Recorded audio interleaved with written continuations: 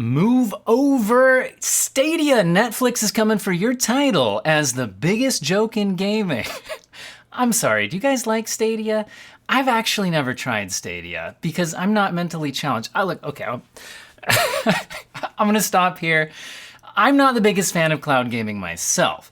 I have a review of the Xbox cloud streaming in browsers that you could take a look at to get some of my thoughts. In my location, the latency is too much to handle, but I do think that for people living close to the data centers, cloud streaming can be a good option, and I actually think that in the next decade, it's gonna be a really big deal. So is Netflix set to actually compete with these types of services? Well, let's take a look at the info we've got, and then I'll give you some of my thoughts on where this is going. So the latest news here is from Bloomberg. It looks like Netflix plans to offer video games and push beyond films TV. And the biggest talk here is that the company is hiring an Facebook and EA veteran for their efforts. We'll talk more about who that guy is, what is his credentials, but that's the main news that we're looking at here. Now, Netflix is not the only, well, how should I put this? This is not the first time Netflix has tried something kind of gaming related. And I'm very interested if this is going to be a real push into cloud gaming like Stadia or Microsoft's cloud streaming, or if this is going to be more of like, oh, some little interactive stories that you can play on your remote. It would be cool if it was going to be more, I don't know if they could really get a game controller out by the time this is planning to launch. This is planning to launch apparently by next year, according to this source, by the way. So this is actually coming very, very soon. So if it is coming that fast, I would maybe expect this to be dialed back a little bit. So at least initially, I wouldn't predict this as being a major competitor to something like Microsoft's cloud streaming service or Stadia. I would, like I said, expect it to be something a little bit more limited in ambition, maybe playable on a remote. I don't know if they could get it to be maybe touchscreen, like touch controls compatible on the Netflix app in the phone.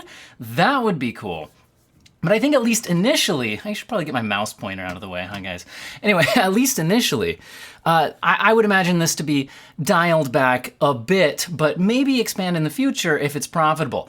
I see this more as a way for Netflix to differentiate themselves from other film and TV streaming services as that market gets more crowded. Everybody is looking for your subscription dollar.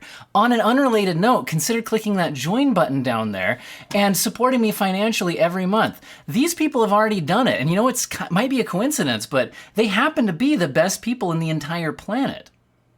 Could be a coincidence, I'm not sure. Anyway, on the unrelated note of everybody looking for your subscription dollar, it's harder for Netflix to differentiate itself now. It used to be pretty much the big thing out there in the streaming space.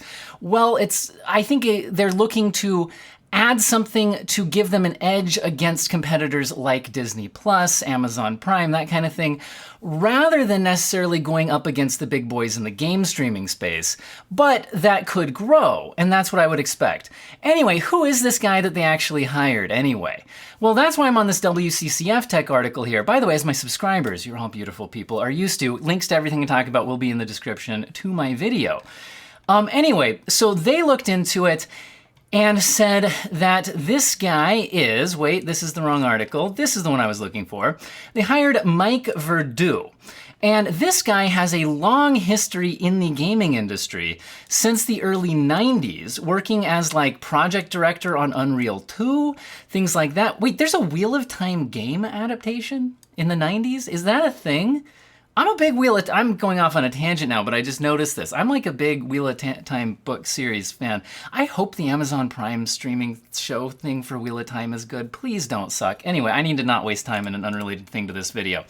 All right, anyway, so he joined EA for a long time, working on a number of big name series, and then more lately, he's been working at Facebook as the vice president of their AR/VR content and is helping get things into the Oculus market, right? Apparently he helped bring games like Vader Immortal, Episode 2 and 3, Asgard's Wrath, Star Wars Tales from the Galaxy's Edge, Medal of Honor Above and Beyond, all of that. Now, this is interesting to me because, again, Netflix actually has their own intellectual property that they can make games out of, which is cool. They have some kind of cloud streaming data center backbone already there, and they're planning to push this out soon. Like I said, cloud streaming isn't necessarily for me, but I think it is good for people who live close enough for the latency not to be a big deal, and could be a big market in the next decade. Let me know what you think about all this. I do read all the comments. By the way, just a quick channel note, if you're watching this video as of the day of filming, I'm going to go out for the weekend. I know I spoil you guys with a video like every single day, but I might not get a video out the next couple of days. But anyway, I hope all of you have a wonderful day, excellent day, beautiful weekend. You're all great. I love you. Goodbye.